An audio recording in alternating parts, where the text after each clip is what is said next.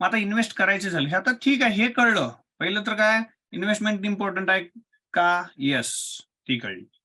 मग काय करायला पाहिजे? सेव्हिंग करायला पाहिजे ना इन्व्हेस्ट करण्यासाठी. मग कशी करायला पाहिजे? किती केली पाहिजे? हे कळलं. आता त्यानंतर काय, की करायची तर कुठं करायची?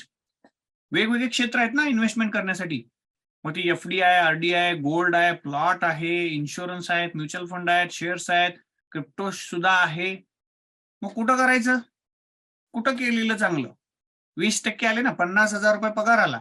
मी ठरवलं या वेळेपासून ₹10,000 इन्व्हेस्ट करायचे. 20% म्हणजे 10,000 होतात. मी 10,000 इन्व्हेस्ट करायचे ठरवले. कुठं करायचे? मला जर विचारत असाल कुठं करायचं? कुठंही करा, पण 20% बचत करा. इम्पोर्टंट काय माहिती आहे का? बचत करणं. इन्व्हेस्टमेंट करताना एका जागी कधीच करायची नसते. जसं कोणीतरी ऑलरेडी मेसेजमध्ये टाकलं, की बॅलन्स केलं पाहिजे. तर सगळीकडे असलं पाहिजे. ह्याचं रिझन काय? बघा, रिटर्न्स किती-किती, कोणकोणते दिलेले आहेत क्षेत्रांनी, कोणकोणत्या क्षेत्रांनी किती दिलेले आहेत आपण पहिल्यांदा बघू आणि मग हे मी स्क्रीनवरती जे शेअर केलेले हे काय आहे? हे आहे, समजा मी 20 वर्षापूर्वी एक ₹10,000 इन्व्हेस्ट केले असतील. तर त्याचे परतावे आज किती आले असते? तर गोल्डमध्ये केले असते तर आज 50,000-55,000 झाले असते. एफ-डी 50,000 पेक्षा कमी 40,000-1,000 झाली असती. रिअल इस्टेट ते झाले असते 70,000 च्या आसपास. इन्शुरन्समध्ये केले असते तर 50,000 च्या आसपास. एफ-डीच्या इतके रिटर्न्स जवळपास आले असते. म्युच्युअल फंडमध्ये केले असते तर ते लाखापेक्षा जास्त, लाख, सव्वा लाख रुपये झाले असते. पण जर मी शेअर्समध्ये लावले असते ₹10,000 20 वर्षापूर्वी, तर शक्यता होत्या की ते किती झाले असते? 1.5 लाख रुपये. मग आता इथं बघितलं तर काय होतं, की आपल्याला वाटतं की मग आता आपण आहे ना, सगळेच पैसे शेअर्समध्ये लावूया, इतके जर वाढत असतील तर. बरोबर आहे ना? हां, शेअर मार्केट हे चांगलं रिसोर्स आहे. आजपर्यंतच्या चांगल्या सगळ्या असेट्समध्ये कोणत्याही असेट्समध्ये तुम्ही पैसे लावलात, तर त्यापेक्षा सगळ्यात चांगले रिटर्न्स शेअर्सनी दिलेले आहेत या इथं दाखवलेल्या असेट्सपैकी. आता एक नवीन क्षेत्र गेल्या काही दिवसापासून खूप जोमात चाललेलं आहे, ते म्हणजे क्रिप्टोकरन्सी. मग त्यात पैसे लावले तर त्यात तर खूप वाढतात. पण एक चॅलेंज आहे. खूप मोठे घसरण पण येते त्यात. पडूही शकतं मार्केट आणि खूप मोठे पैसे लावले आणि एका जागी लावले, तर चॅलेंज काय होतं, की ते म्हणजे गमवू शकतो आपण. म्हणून कुणीतरी सांगितलं ना, की त्याला काय केलं पाहिजे? बॅलन्स केलं पाहिजे. म्हणून काय करायचं? त्याला बॅलन्स करायचं. तो कसं करायचा? त्याला म्हणतात मनी मॅनेजमेंट. ओके, ते आपण पुढे शिकणार आहोत. तर पहिल्यांदा शिकावं लागेल. नाहीतर शेअर मार्केटमध्ये अंदाजे तुक्का लावणं, म्हणजे हे कंपनीचा घ्या, तो घ्या. आता आपल्या इथं आहे ना, नॅचरली लोकं पैसे लावतात कसं बघा. कशा पद्धतीने लावतात? सगळ्यात इम्पोर्टंट कोणीतरी ओळखीचा असतो माझ्यासारखा भेटलेला मित्र असतो, गावातला असतो आणि तो काय सांगतो, "अरे, ह्या कंपनीचा शेअर आहे ना, लय भारी चालतो. तू लाव याच्यात पैसे." आपण काय करतो, तो जाणकार आहे म्हणतो, त्याचा अभ्यास आहे, आपल्याला त्यातलं काही कळत नाही. आपण आता सुरुवात करणार आहे, तर चला मग आपण त्याचं ऐकून आहे ना त्या कंपनीत पैसे लावू. मग कधी-कधी योगायोगानं ते वाढतं पण. कारण त्याचा अभ्यास चांगला असतो. आणि कधी-कधी असं होतं, की त्याचा अंदाज चुकतो किंवा त्यालाही कुणीतरी सांगितलेलं असतं आणि आपण त्यात पैसे लावले, की सगळेच पैसे जातात. मग असं होऊन चालणार आहे का? असं होऊन चालणार आहे का? हां, तानाजी म्हणतात टिप. मी सांगतोय त्याला टिपच म्हणतात. कुणीतरी सांगणं आणि आपण त्यात पैसे लावणं, यालाच टिप म्हणतात. गुड, व्हेरी गुड तानाजी साहेब. ग्रेट. ओके. मग टिपवरती काम करणं, हे काय होतं, धोकादायक ठरू शकतो. कधी-कधी फायदेशीर पण ठरतं बरं का. मी असं म्हणणार नाही, की सगळेच फेल जातात. पण खूप वेळा पैसे जातात. मग त्यासाठी आहे ना, हे शिकणं गरजेचं आहे. बघा, माझा व्हिडिओ ऐकला असेल तुम्ही 2-2.5 मिनिटाचा जो एक्सप्लेनरी पेजवरती व्हिडिओ होता. त्यात मी सांगितलेलं आहे, की 5 गोष्टी आपल्याला इम्पोर्टंट आहेत. लर्न, मनी मॅनेजमेंट, रिस्क मॅनेजमेंट, ओके. तर अशा त्या 5 गोष्टी आपण सगळ्या शिकणार आहोत आता. त्यातला पहिला मुद्दा शिकायला पाहिजे ना, मग कसं कंपनीचे शेअर्स शोधायचे कुठे? चला तर शिकूया पहिल्यांदा, की कशा कंपनी बरं मग आता म्हणाल काही लोकं खूप अवघड आहे, खूप बिलकुल या विषयात तुम्ही शिकाल तेवढं कमी आहे. पण असं आहे का, काहीच न करता मिळेल नाही, काहीतरी शिकावं लागेल, थोडंफार तरी एफर्ट लावावं लागेल.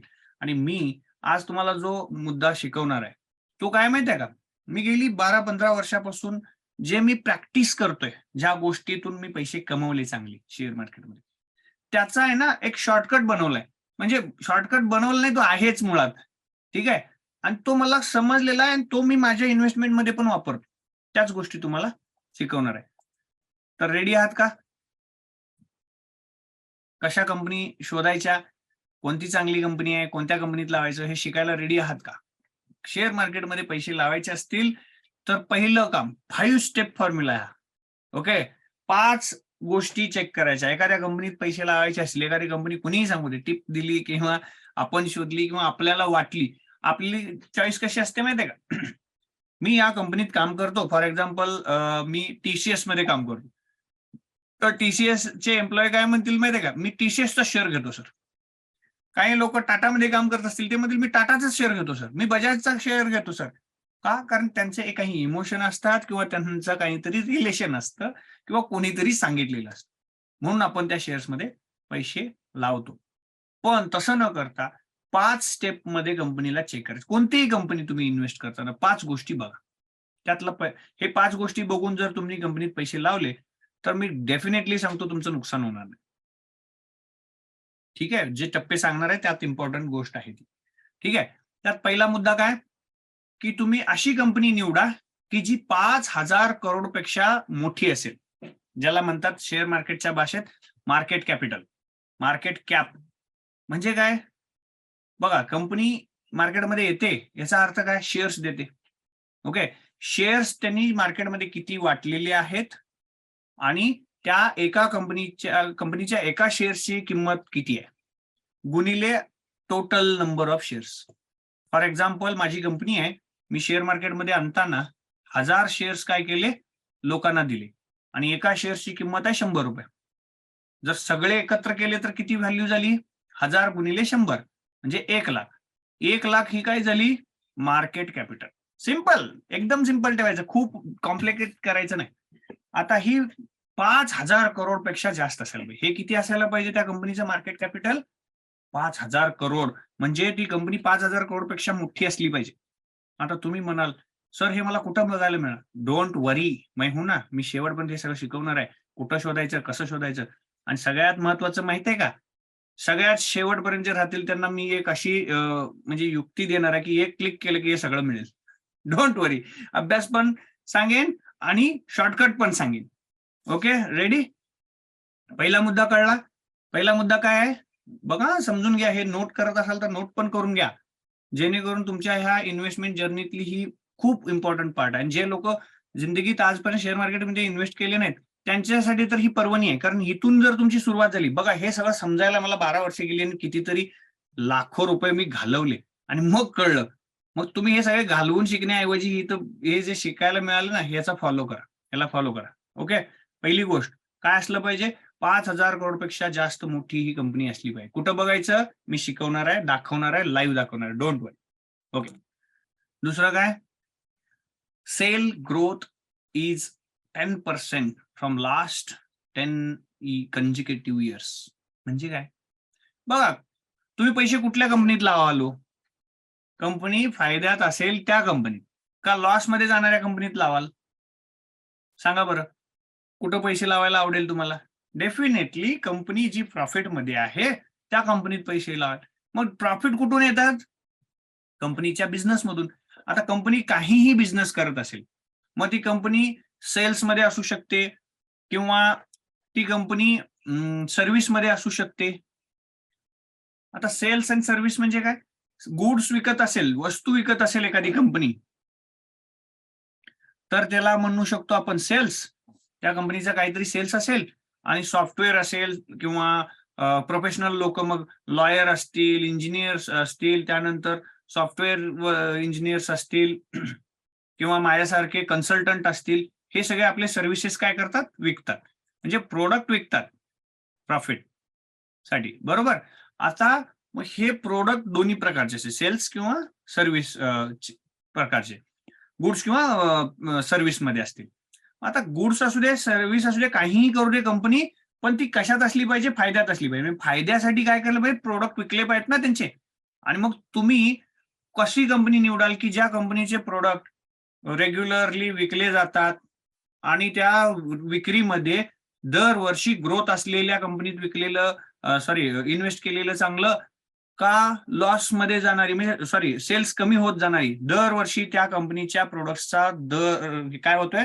ग्रोथ होतोय सेल्समध्ये. फॉर एक्झाम्पल गेल्या वर्षी या कंपनीनं 50 करोडचा माल विकलाय, या वर्षी 60 करोडचा विकला, next year 70 crore, next year 80 crore, next year 90 crore, असं करत करत 100 करोडला गेलेली कंपनी. म्हणजे काय? दरवर्षी त्या कंपनीच्या प्रोडक्ट्सची मागणी काय होत चाललेली आहे? वाढत चाललेली आहे. मग फायदा काय होईल? वाढेल का कमी होईल? शक्यता आहेत वाढेल, गॅरंटी नाही, पण वाढेल शक्यता आहेत ना.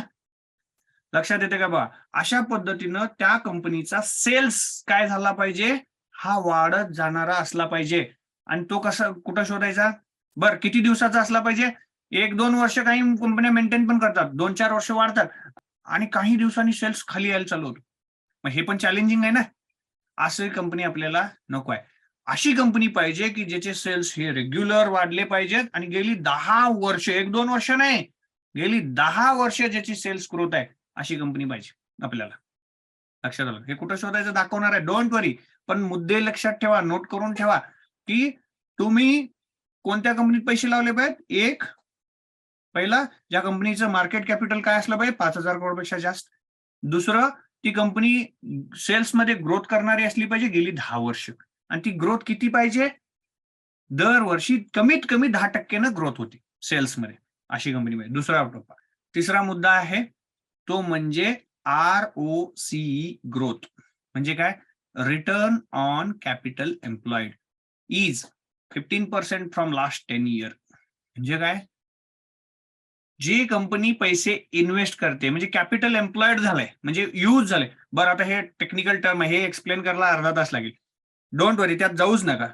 ते काय आहे हे पण सोडून द्या. पण एक शॉर्ट मध्ये समजून घ्या. काय आहे ROCE? म्हणजे कंपनीनं जे काय पैसे इन्व्हॉल्व केलेत किंवा इन्व्हेस्ट केलेत किंवा वापरलेत, सिंपल भाषेत वापरलेत, त्या पैशावर कंपनी किती टक्के रिटर्न मिळवते. किती टक्के मिळवणारी पाहिजे? समजा एखादी कंपनी आहे ज्याचं कॅपिटल एम्प्लॉयड आहे 1,000 करोड आणि तिला प्रॉफिट झालाय 50 करोड. म्हणजे किती झाले हो? 5%.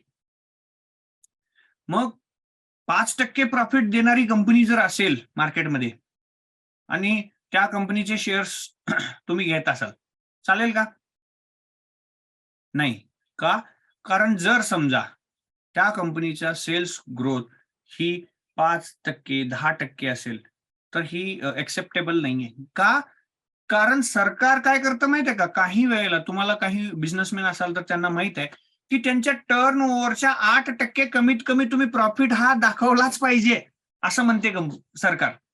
सरकार काय म्हणतं, जर तुमचं ऑडिटेड कंपनी नसेल, तुमच्या कंपनीच्या प्रोडक्ट्सचं म्हणजे बिझनेसचं अकाउंटचं ऑडिट होत नसेल ना, तर तुम्हाला 8% प्रॉफिट हा दाखवावाच लागेल. म्हणजे सरकार म्हणतं की 8% पेक्षा जास्त फायदा व्हायलाच पाहिजे.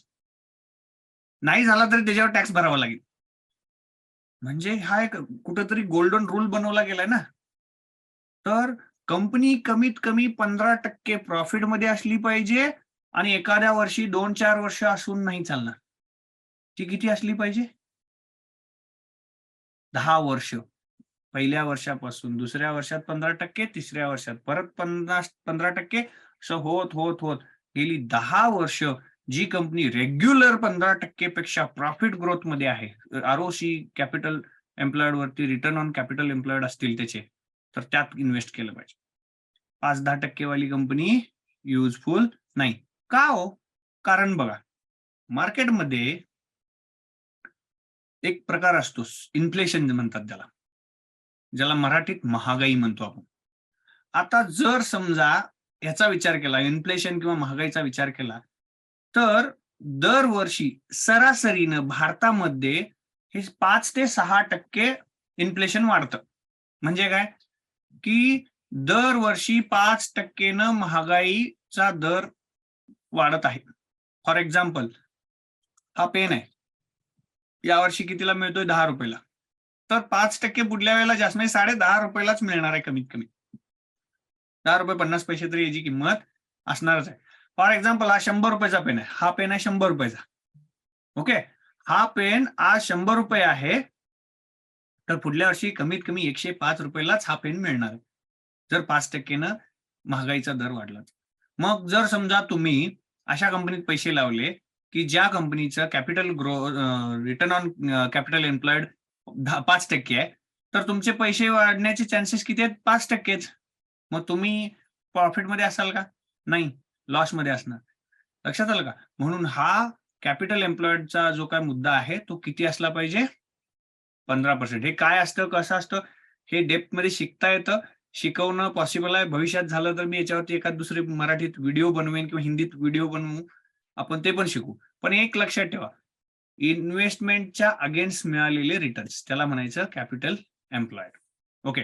तिसरा मुद्दा. पहिला मुद्दा काय होता? 5,000 करोडपेक्षा जास्त कंपनी मोठी पाहिजे. सेल्स ग्रोथ 10% पेक्षा जास्त असली पाहिजे. तिसरा मुद्दा कॅपिटल एम्प्लॉईड प्रॉफिट हा 15% पेक्षा जास्त असला पाहिजे. आणि चौथा मुद्दा काय पाहिजे? त्या कंपनीच्या शेअर्सचे होल्डिंग 30% पेक्षा जास्त हे प्रमोटरकडे असलं पाहिजे. आता प्रमोटर म्हणजे कोण? ज्यांनी सुरू केली त्यांना म्हणता येतं का? मग त्यांना पण म्हणता येत नाही प्रमोटर. का? उदाहरण सांगतो म्हणजे लक्षात येईल. रिलायन्स कंपनीची सुरुवात कोणी केली? धीरूभाई अंबानी. आज आहेत का? नाही. मग आज प्रमोटर कोण आहेत? त्यांची फॅमिली. बरोबर. म्हणजे सुरू करणाराच असतो आणि सुरू करणारा प्रमोटर असू शकतो का? मग येस, असू शकतो. पण प्रमोटर म्हणतात कुणाला? प्रमोटर त्या व्यक्तीला म्हणतात की ज्याच्याकडं कंपनीचे सगळ्यात जास्त प्रमाणात टक्केवारीत शेअर्स अवेलेबल आहेत, होल्ड केलेले आहेत त्यांनी, त्यांच्याकडे आहेत. अशा व्यक्तीला प्रमोटर म्हटलं जातं. म्हणजे काय? की आता रिलायन्सच्या कंपनीमध्ये धीरूभाई अंबानी नाही आहेत. आता प्रमोटर कोण? रिलायन्स फॅमिली म्हणजे मुकेश अंबानी फॅमिली ही त्याची प्रमोटर आहे. मग ते वर्किंग मध्ये नाही आहेत का? येस, आहेत ना. मुकेश अंबानी फुल एकदम 100% इन्व्हॉल्वमेंट आहे त्यांची. मग इथं प्रमोटर होल्डिंग म्हणजे कोण? सगळ्यात जास्त शेअर्स ज्यांच्याकडे आहेत त्या कंपनीचे, त्यांना आपण प्रमोटर असं म्हणू शकतो. मग आता हे काय पाहिजे? हे त्या कंपनीचे 30% पेक्षा जास्त शेअर्स होल्ड करणारे असले पाहिजे.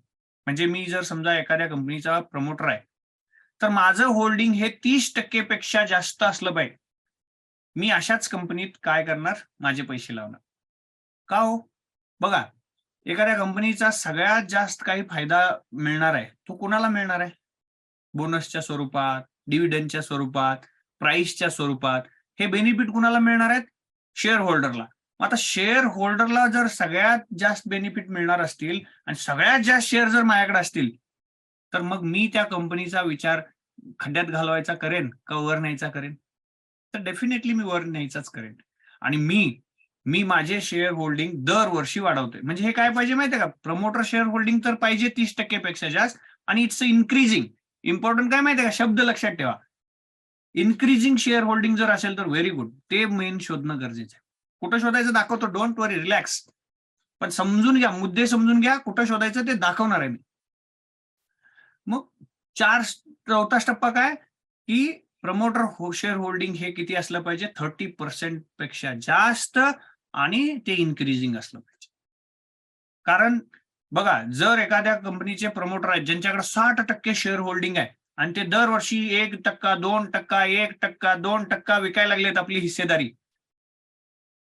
मग त्यांना त्यांच्या कंपनीवर विश्वास नसल्यासारखं वाटायला लागलं. मला काय वाटतं माहितीये का? ते त्यांच्या कंपनीचे शेअर्स विकायला लागलेत, दरवर्षी विकायला लागलेत. याचा अर्थ काय? की त्यांनाच त्यांच्या कंपनीवर विश्वास नाही. त्यांच्या कंपनीचे शेअर्स ते विकायला लागलेत. दरवर्षी विकतायत 2-4%, 2-4% करत करत म्हणजे हिस्सेदारी कमी करतायत ते. म्हणजे ते बाहेर पडायला बघतायत. मग मी तिथं जाऊन काय करणार? मी सुद्धा हे पाहेन, समजा एखाद्या कंपनीचे शेअर होल्डिंग आहे एखाद्याकडं 30% आणि तो दरवर्षी प्रयत्न करतो 1-2% वाढवतोय स्वतःची होल्डिंग. म्हणजे त्याला त्याच्या कंपनीवर विश्वास आहे ना, म्हणजे तो पुढे न्यायचा विचार करतोय. तर मी सुद्धा तिथंच घुसेन. म्हणजे इम्पॉर्टंट पार्ट आहे, लक्षात ठेवा. पहिला मुद्दा काय? 5,000 करोडची असली पाहिजे. दुसरी त्या कंपनीचं सेल्स ग्रोथ वाढती पाहिजे 10% दरवर्षी. तिसरं आरओसी 15% पेक्षा जास्त पाहिजे. चौथा मुद्दा शेअर होल्डिंग 30% पेक्षा जास्त आणि ते इन्क्रीजिंग असलं पाहिजे. जर समजा एखाद्या कंपनीचे शेअर्स मी घेतोय आणि त्याच्यात दरात वाढच होत नाही, गेली 5-6 वर्ष एकच रेंजला तो दर काय होतोय, स्थिर आहे आणि मी ते घेऊन बसलोय, तर माझे 5-6 वर्ष दर म्हणजे माझा प्रॉफिटच नाहीये ना. तर हे पण बघायला पाहिजे की त्या कंपनीचं सगळं चांगलं आहे पण दरच वाढत नाही. काय उपयोग? कारण माझा फायदा तर तिथंच आहे. आणि जर माझा फायदा मला बघायचा असेल, तर मला काय करावं लागेल? शेअर्स प्राइस वाढतायत का बघायला पाहिजे. आणि तो किती वाढला पाहिजे? तोही 15% ने वाढला पाहिजे. का? मी सांगितलं इन्फ्लेशन. ₹100 तुमचे ₹105 दर झाला. तर तुम्ही वाढवून सुद्धा वाढलेच नाहीत. कारण गेल्या वर्षी ₹100 ला मिळणारी वस्तू 105 लाच मिळणार आहे. मग गेल्या वर्षी ₹100 जिथे इन्व्हेस्ट केले आणि आज विकले 105 आले, ते ₹100 घेऊन ₹100 ला जी वस्तू येत होती ती आज 105 ला येणार. म्हणजे तुमचे पैसे वाढलेच नाहीत. आणि चुकून जर 104 झाला तर तुमचे पैसेच कमी झाले. म्हणजे नुकसानीत आहात तुम्ही 104 होऊन सुद्धा. म्हणजे तुमचे पैसे वाढले कधी, फायद्यात कधी येणार तुम्ही? ॲक्चुअली जेव्हा 106 होईल तेव्हा ₹1 फायद्यात आहे तुम्ही. मार्केटच्या इन्फ्लेशनपेक्षा, रेटपेक्षा तुम्ही जास्त पैसे मिळवताय. म्हणून ही कमीत कमी किती असली पाहिजे? ही सुद्धा दरवर्षी 15% नी प्राइस ग्रोथ ज्या कंपनीच्या शेअर्समध्ये असेल, अशी कंपनी शोधणं गरजेचं आहे. 5 मुद्दे लक्षात घ्या. पहिला मुद्दा कोणता? 5,000 करोडपेक्षा जास्त त्याची व्हॅल्यू असली पाहिजे. दुसरा मुद्दा, त्या कंपनीचा सेल्स 10% दरवर्षी वाढला पाहिजे गेली 10 वर्षापासून. तिसरा मुद्दा, आरओसी 15% पेक्षा जास्त असला पाहिजे. चौथा मुद्दा, शेअर होल्डिंग 30% पेक्षा जास्त असलं पाहिजे आणि ते इन्क्रीजिंग असलं पाहिजे. आणि पाचवा मुद्दा, शेअर्सची प्राइस 15% नी वाढली पाहिजे दरवर्षी गेल्या 10 वर्षापासून. अशी कंपनी निवडली तर काय होईल? तर डेफिनेटली त्यामध्ये तुम्हाला चांगले पैसे मिळतात.